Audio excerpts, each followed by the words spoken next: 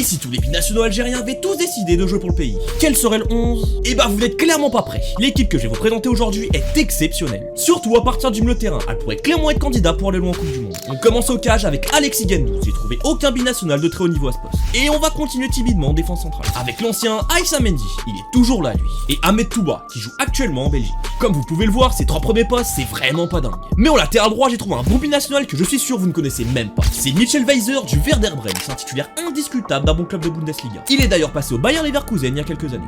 C'est pas dingue aussi, mais ça reste clairement mieux par rapport à ce que vous avez actuellement. À gauche par contre, c'est très fort, avec Ait Nouri. Il est actuellement un des meilleurs latérales gauche de première ligue. À chaque fois je le vois, je le trouve vraiment fort, mais personne n'en parle, il est tellement sous-coté.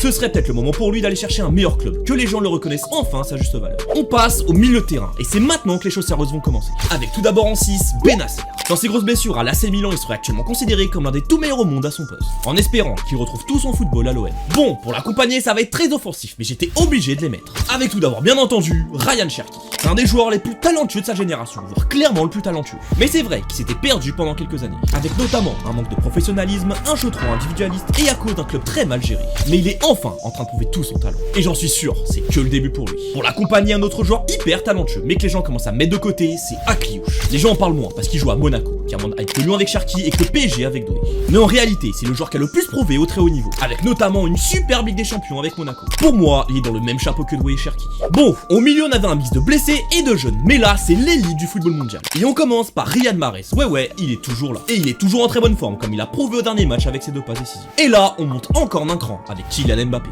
Bon là, pas trop besoin de me justifier, je crois. Et pour terminer, qui d'autre que le ballon d'or du peuple? Karim Benzema. Et du coup, voici le 11 au complet. L'équipe est complètement dingue. À part la défense, elle ferait clairement partie d'une des meilleures sélections au monde. Lâche un like et abonne-toi pour plus de vidéos foot.